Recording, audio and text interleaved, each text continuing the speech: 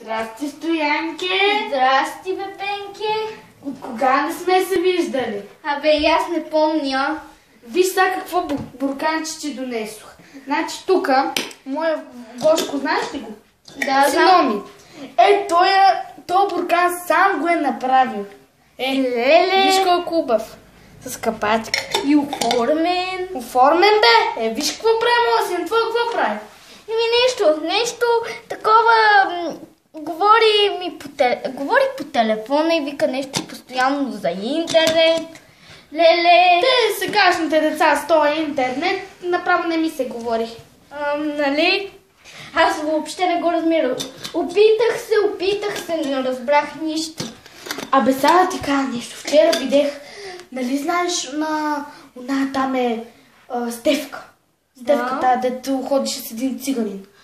Верно бе, тая нея, забравих я нея. Да, тази Стефка.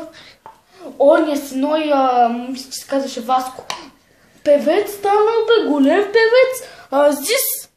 Не си ли го чувал? Мамо, колко хубаво пее. Той пее по-хубаво и от всички. От Тони Стораро по-хубаво пее. Ама много хубав. От Тони Стораров няма по-хубаво пеене. Ама чакай сега. Той, значи, не знам, що са го нарекли Азис. Като некъв...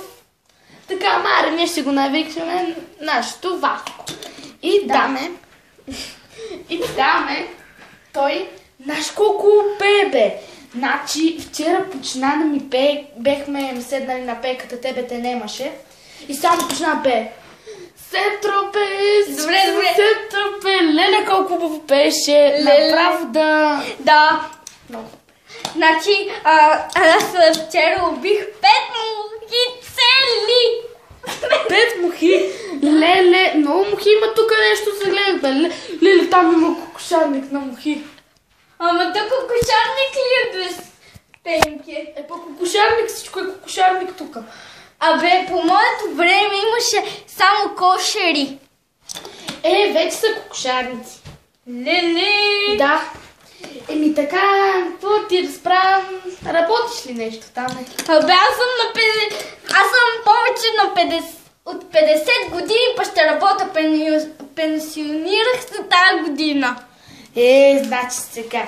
Ти на колко години стана, бе? Аз съм на 65. Абе, отдавна се пенсионирах всъщност на 74.